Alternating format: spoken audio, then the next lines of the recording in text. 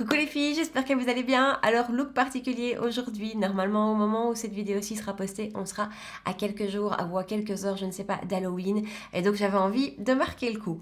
Alors on se retrouve aujourd'hui pour une vidéo Get Ready With Me, nouveauté. Il y a des choses que j'ai depuis plusieurs semaines dans mes tiroirs, mais voilà, il y a eu beaucoup de nouveautés qui se sont succédées et donc j'ai reporté. Aujourd'hui j'avais vraiment envie de vous en parler parce qu'on a un nouveau primer, on a une nouvelle palette que j'adore. On a un nouveau bronzer, un blush, un highlighter, on a quand même pas mal de choses et je voulais vous en parler parce que bientôt je vais essayer de faire des vidéos comme celle-ci mais axées sur les nouveautés des fêtes. Ici c'est pas vraiment des produits de fête et donc je voulais vraiment vous en parler parce qu'il y a des choses qui je trouve valent la peine. Donc voilà.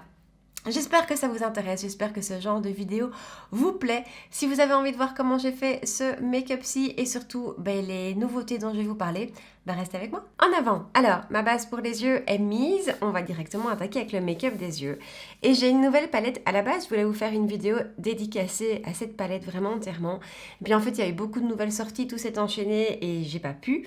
Et donc, je vous en parle aujourd'hui. Et c'est la Venus Immortalis de Lime Crime, récemment sortie. Alors cette palette a une particularité, c'est qu'elle est phosphorescente. Donc dans le noir, toutes les parties blanches de la palette intérieure et extérieure sont phosphorescentes. Je sais pas si c'est très utile parce que moi me maquiller dans le noir c'est pas mon délire, mais voilà, c'est un petit gadget. Elle a donc 8 fards que voici. Si vous êtes comme moi fan des tons froids, elle risque de vous plaire.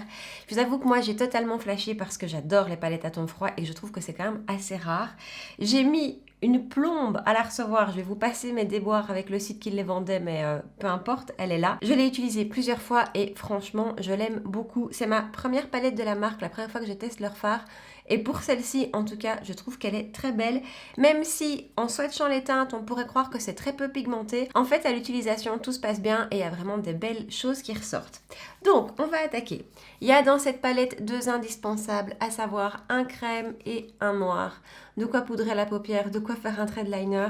C'est quand même toujours super pratique. Et donc, je vais prendre la couleur crème et très grossièrement, comme d'habitude, je vais poudrer ma base que je viens de mettre. J'ai un peu changé les réglages lumière de mes vidéos les filles, alors je serais très curieuse de savoir si vous voyez la différence et si c'est mieux et plus net pour vous.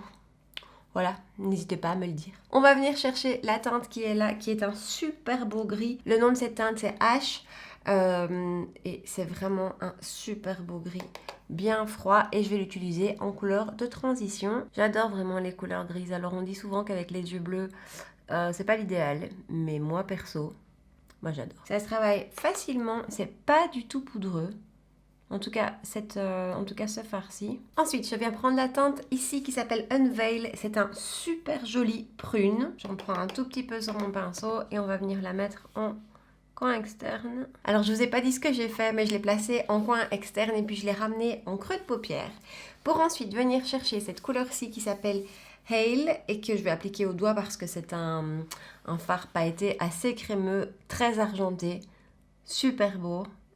Et franchement, jusqu'ici, toujours rien à signaler, aucune chute et des fards qui se travaillent super facilement. Est-ce que vous avez des palettes Lime Crime dans votre collection et si oui, lesquelles?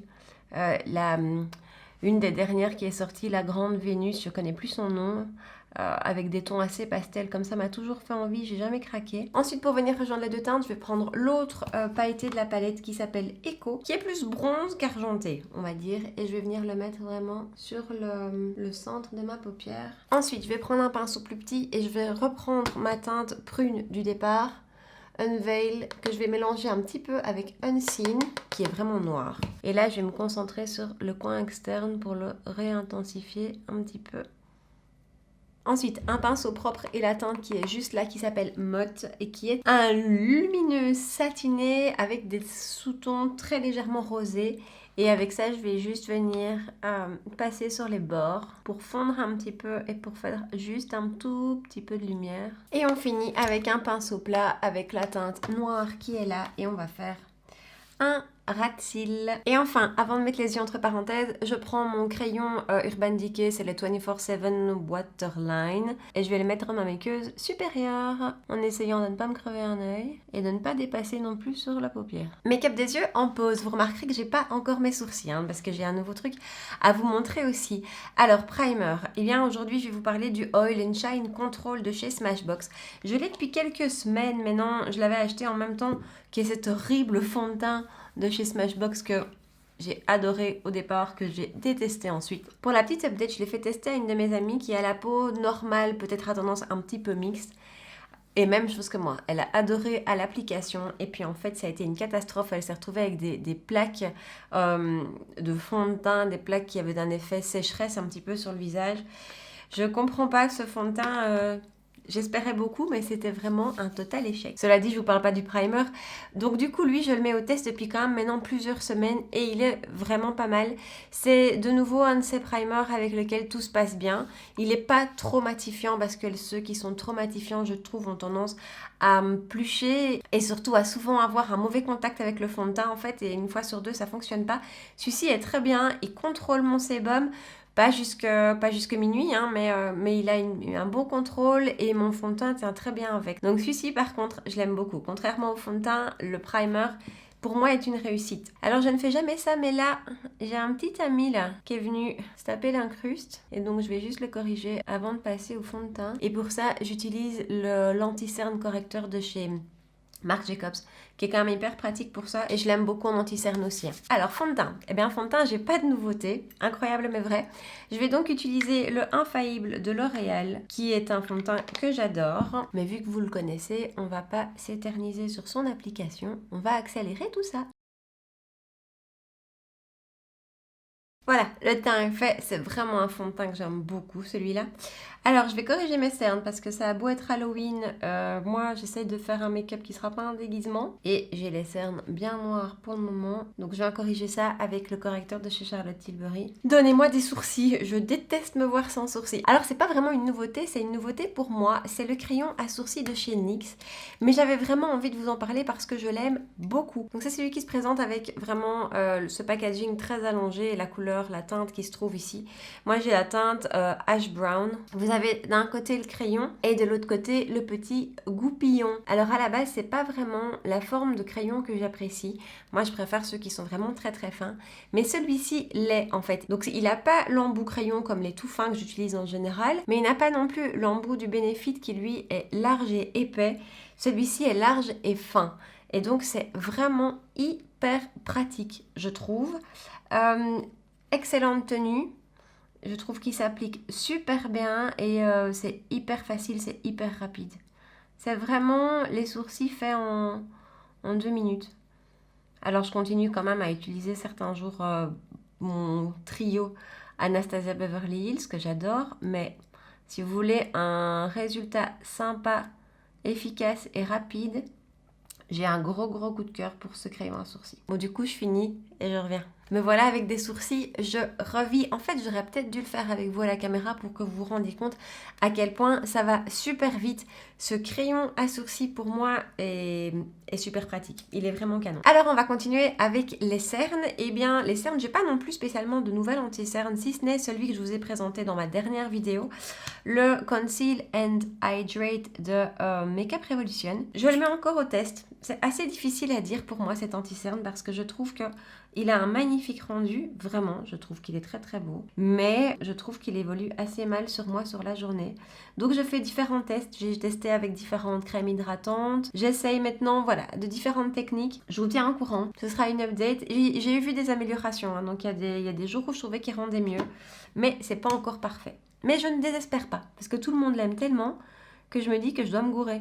C'est pas possible, donc je n'abandonne pas. Vous voyez, comme ça, j'adore son rendu, mais je sais pas pourquoi, il a jamais très bien évolué. Je le poudre avec ma poudre Charlotte Tilbury. Là voilà. J'ai pas encore testé cette poudre là pour le fixer.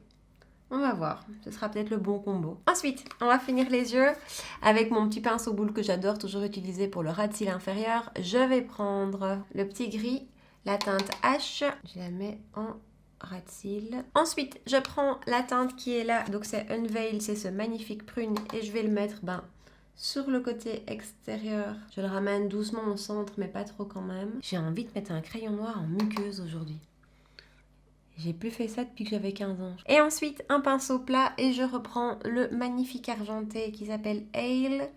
Hop, je viens bien en mettre sur le pinceau et on va coller le ras de cils sur la partie intérieure. Bon, ben on va tester le crayon en muqueuse, écoutez. Ensuite, touche finale mais indispensable, le mascara. Et là, c'est aussi une plus ou moins nouveauté. Je vous en ai parlé il n'y a pas longtemps, mais il vient de sortir. C'est le Darker de chez Kiko.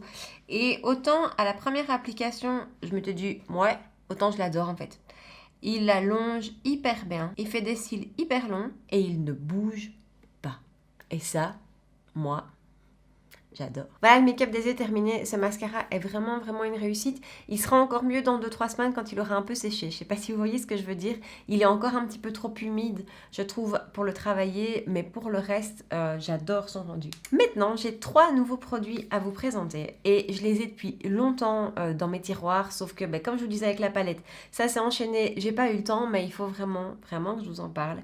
C'est 3 produits de chez Milk. Alors, il y en a un qui ne se trouve pas encore, j'espère, chez nous. J'espère qui va arriver parce que je comprends pas très bien pourquoi est-ce qu'on n'a pas eu toute la collection Milk. Mais voilà, j'ai une de mes amies qui est partie au Canada qui, me connaissant, m'a dit « T'as besoin de quelque chose chez Sephora ?» Oui, évidemment. Et donc, je lui ai demandé de me ramener le bronzer de chez Milk en teinte Baked. Donc, c'est un bronzer stick. Il a vraiment une teinte assez chaude. Il est très crémeux, mais franchement, je l'adore. J'aime vraiment beaucoup ce produit.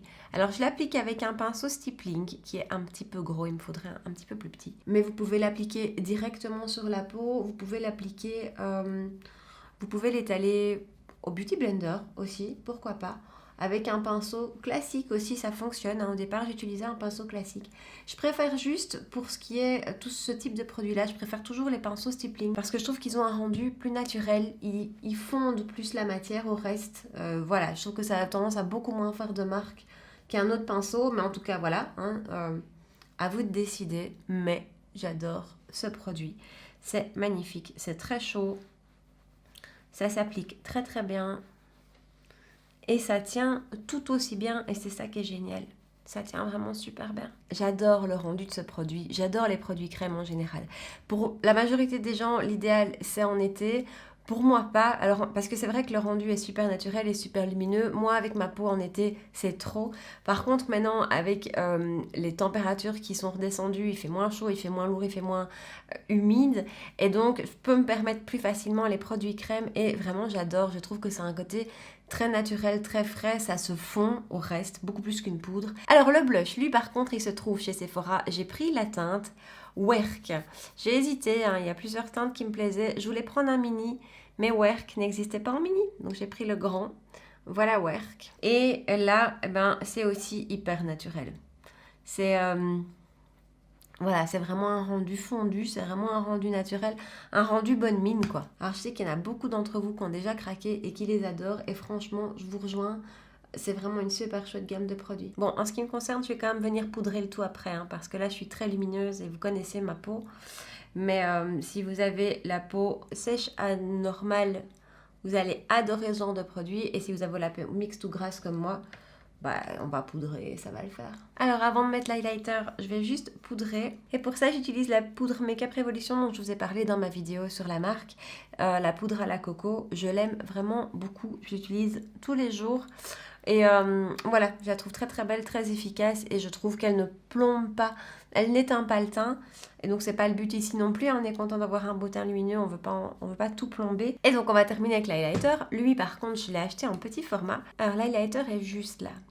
C'est un highlighter, il n'est pas hyper intense, il est subtil, il apporte une jolie lumière en fait, c'est ça. Il apporte une lumière bonne mine et naturelle. Donc il est beaucoup plus naturel qu'un highlighter, le Cookie par exemple de chez Benefit que j'adore mais qui n'a rien de naturel. Celui-ci, on dirait que c'est la peau qui a bonne mine. Je sais pas si vous voyez. À la base, j'étais assez dubitative sur cet highlighter parce que je me disais il se passe pas grand chose. Mais en fait si, il se passe mais c'est plus de l'intérieur comme ça. C'est plus naturel. Donc j'aime beaucoup aussi. Donc jusque là, Milk, on valide. Et on va finir avec les lèvres. Je vais utiliser un produit qui est une demi-nouveauté, hein. C'est la collection Sicilian Notes de chez Kiko. J'ai acheté celui-ci récemment. J'avais un peu passé sur les rouges à lèvres. Et j'ai envie de faire matcher mes cornes avec mes lèvres. Donc vous allez voir que c'est un rouge hyper intense. Je le trouve magnifique. Et on y va. Ça va peut-être être un peu criard avec mes yeux. Définitivement, cette collection Sicilian Notes de chez Kiko aura été une vraie réussite. J'espère que la prochaine pour les fêtes que j'attends avec impatience sera aussi bien. Alors j'espère que cette vidéo vous a plu. J'espère que les nouveautés dont je vous ai parlé vous ont intéressé. Dites-moi si vous les avez testées aussi de votre côté ou quelles sont les nouveautés que vous avez testées et que vous me recommandez vivement. Alors je suis en train de vous préparer des vidéos de ce type-ci mais axées Noël puisque vous avez remarqué qu'il y a quand même beaucoup de choses qui sortent pour les fêtes avec des éditions spéciale. Voilà, je commence à avoir quelques-uns de ces produits qui s'accumulent dans mon petit panier pour vous préparer les vidéos. Voilà, donc ça ne saurait tarder. Dites-moi si vous aimez ce genre de vidéos parce que moi, j'aime beaucoup vous les faire. En résumé, en tout cas, au sujet de ce que je vous ai présenté aujourd'hui, si vous aimez les tons froids, elle est splendide. Vraiment, je l'aime beaucoup.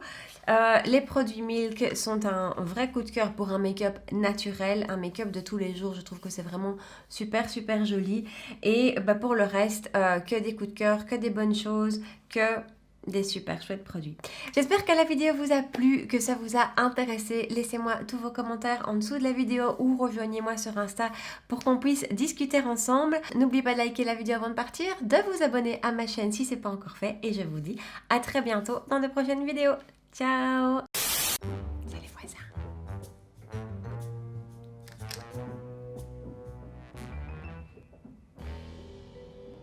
Ils sont combien? Poubelle. Où est-ce que t'es poubelle?